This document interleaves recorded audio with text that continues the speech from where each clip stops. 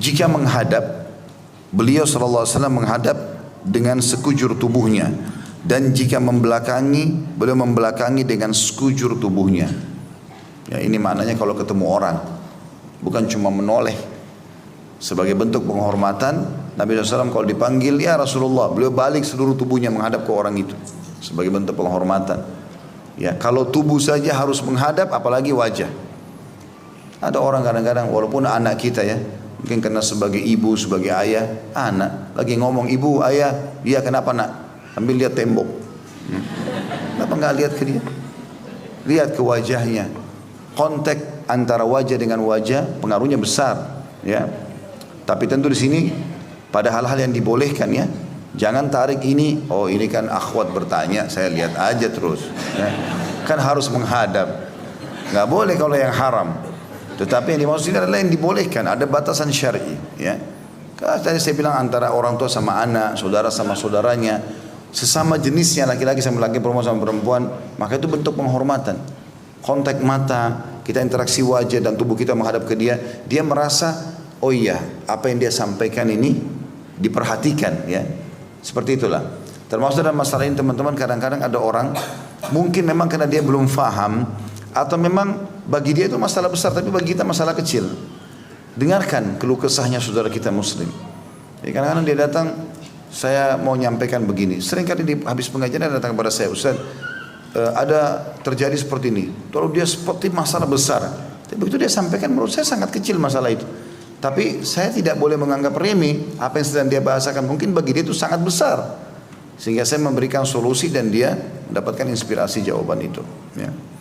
Baik, hadis pertama dalam pasal kita ini, nomor 255, kata Imam Bukhari rahimahullah, Bishr bin Muhammad mengabarkan kepada kami, ia berkata, Abdullah mengabarkan kepada kami, ia berkata, Usama bin Zaid mengabarkan kepada kami, ia berkata, Musa bin Muslim maula binti Kariz عن أبي هريرة رضي الله عنه أنه ربما حدث عن النبي صلى الله عليه وسلم فيقول حدثنيه أهدب الشفرين أبيض القشحين إذا أقبل جميعا وإذا أدبر جميعا لم ترى عين مثله ولن تراه.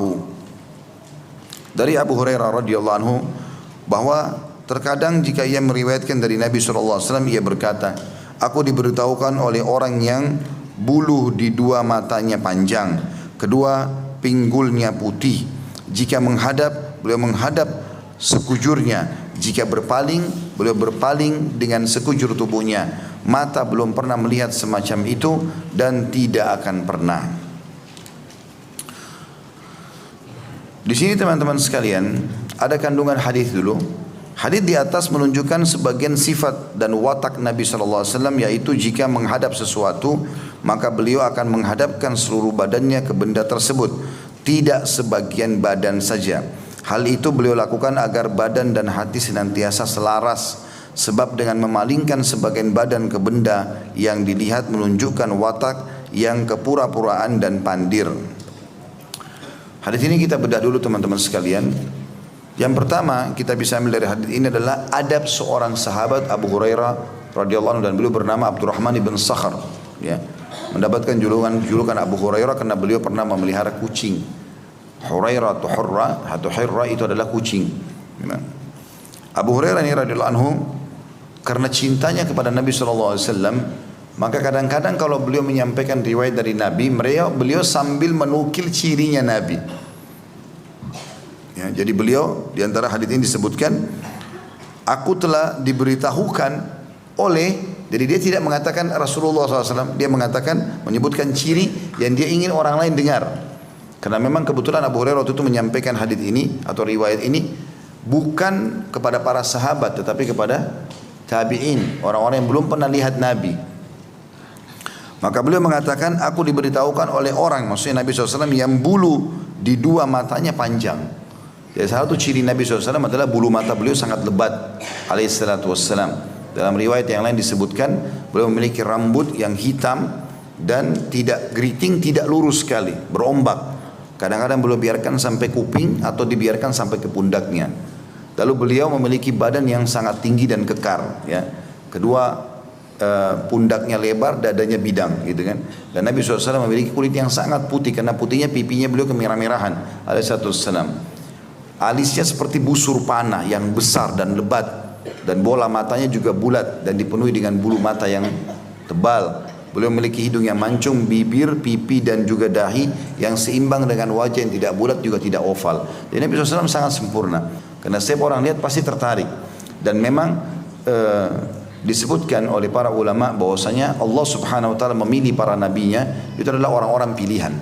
Mereka adalah orang yang paling bagus jalur nasabnya. Jadi terkenal adalah bukan anak zina, bukan orang yang tidak jelas. Mereka punya akhlak yang baik, mereka punya paras wajah yang tampan, semua nabi sama. Ya, tapi Nabi Muhammad SAW memiliki kelebihan yang ekstra daripada mereka. Kemudian mereka juga diberikan kelebihan fisik. Semua nabi-nabi punya 10 kekuatan laki-laki. Ya. Jadi beliau itu bisa membela agama Allah SWT dengan kelebihan yang Allah berikan.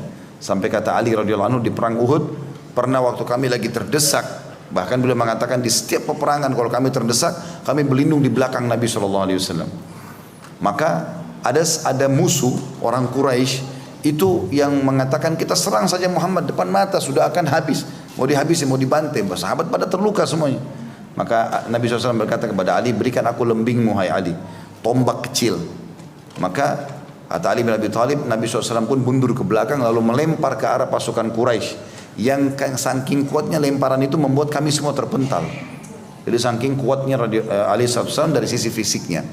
Maka dilemparlah tombak tersebut dan subhanallah terarah kepada seorang pemimpin Quraisy yang pernah mengancam akan membunuh Nabi di Mekah.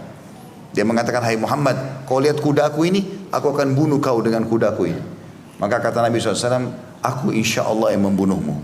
Ya. Jadi itu masih di Mekah ceritanya. Ternyata orang itu ikut di perang Uhud, gitu kan?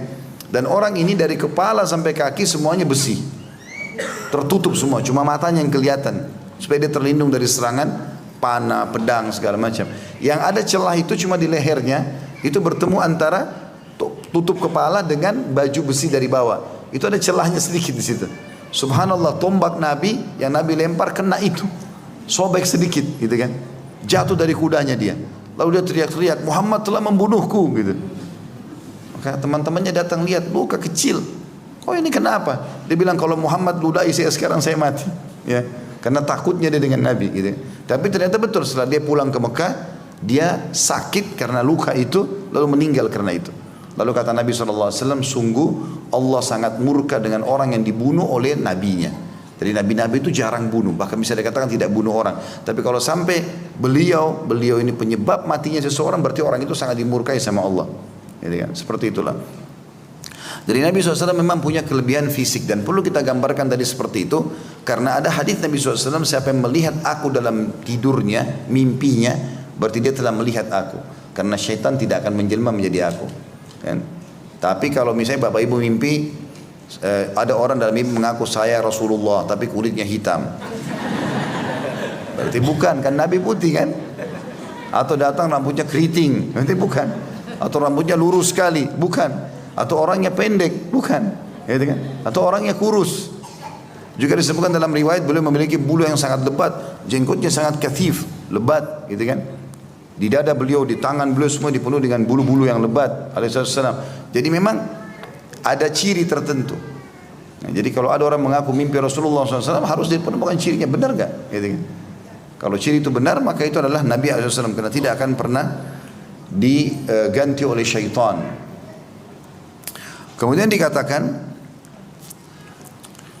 bahwasanya Nabi SAW, Abu Hurairah berkata, telah disampaikan kepadaku dari orang yang memiliki bulu yang lebat di kedua matanya atau di dua matanya yang panjang. Kedua pinggulnya putih, maksudnya adalah kulit Nabi, menggambarkan kulit Nabi SAW adalah kulit yang berwarna putih. Ya. Jadi memang Nabi SAW adalah orang yang sangat putih dan bersih. Kemudian yang jadi perhatian atau fokusan dari bab kita atau pasal kita adalah penyampaian setelahnya. Karena tadi itu cuma adab Abu Hurairah dalam menyampaikan, ini loh yang saya dengar ini, yang menyampaikan ini orangnya begini loh, tampan. Jadi ingin memuji Nabi SAW. Jadi boleh seseorang kalau menyampaikan Rasulullah SAW manusia yang terbaik, orang yang tertampan, orang yang memiliki rambut yang lebat, ya telah menyampaikan kepada kita. Jadi memuji-muji Nabi alaihi salatu wassalam. Kemudian disebutkanlah ciri beliau, jika beliau menghadap sekujurnya. Ini tadi yang kita jelaskan di awal, menjelaskan pasal atau judul pasal. Jadi Nabi SAW tidak pernah balik sebagian saja tubuhnya, ya. Baik itu menghadap manusia atau menghadap kepada sebuah benda. Karena makna sesuatu bisa hidup atau mati, ya. Ini termasuk misalnya kita mau buka pintu, ya. Menghadap seluruh tubuh kita ke arah pintu itu lebih baik daripada sebagian saja. Atau kita mau mengambil sebuah benda, lihat, arahkan tubuh kita ke benda itu lalu selesaikan dulu hajat kita. Ada orang enggak kadang-kadang, ya, mungkin jatuh sebuah benda, dia sambil duduk di sebuah tempat yang jauh berusaha, padahal dia bisa turun sebentar, gitu kan? Sehingga akhirnya tidak maksimal dalam menyelesaikan pekerjaannya. Atau mungkin dia mau meraba sesuatu, mau ngambil, karena tidak lihat, akhirnya kesentuh dengan benda tajam, lukalah tangannya misalnya. Kemudian dikatakan, kata beliau, jika berpaling, beliau pun berpaling dengan sekujur tubuhnya. Kalau sudah selesai semuanya, maka beliau berpaling dengan seluruh tubuh. Jadi tidak sambil jalan sambil noleh, akhirnya tabrak, ya, yang di depannya. Jadi Nabi SAW kalau sudah selesai jalan, masih ada hajatnya, kembali lagi, seluruh tubuhnya kembali. Maka di sini Abu Hurairah kembali memuji Nabi SAW. Beliau mengatakan semua tadi fisik itu dan sikap dan sifat yang baik itu, maka belum pernah mata melihat semacam itu. Abu Hurairah seakan-akan menggambarkan, saya selama hidup belum pernah saya lihat ada orang sesempurna Nabi dari sisi ketampanannya, belum pernah juga saya lihat ada orang seperti itu adab dan tata keramanya. Kalau menghadap orang, menghadap semuanya, dihormati. Kalau dia berpaling semuanya, gitu kan. Dan kata Abu Hurairah memastikan, dan tidak akan pernah mata bisa melihat seperti itu lagi. Artinya kalian yang dengar saya ini, kata Abu Hurairah, yang belum pernah lihat Nabi, kalian tidak akan pernah bisa melihat lagi setelah beliau ada orang seperti itu. Karena kalian belum pernah lihat, maka tidak bisa dibandingkan. Tapi saya sebagai sahabatnya sudah memastikan, tidak akan pernah ada orang seperti beliau lagi. Dan itu benar, tidak akan pernah ada orang yang sama dengan Nabi alaihi salatu wassalam. Bukan cuma kita, para nabi-nabi pun tidak ada yang sama dengan Nabi alaihi salatu wassalam. Makanya beliau mengatakan, aku adalah Sayyid Walad Bani Adam, atau Sayyid Walad Adam, ya. Aku adalah tuannya anak-anak Adam. Semuanya di bawah Nabi SAW pada hari kiamat.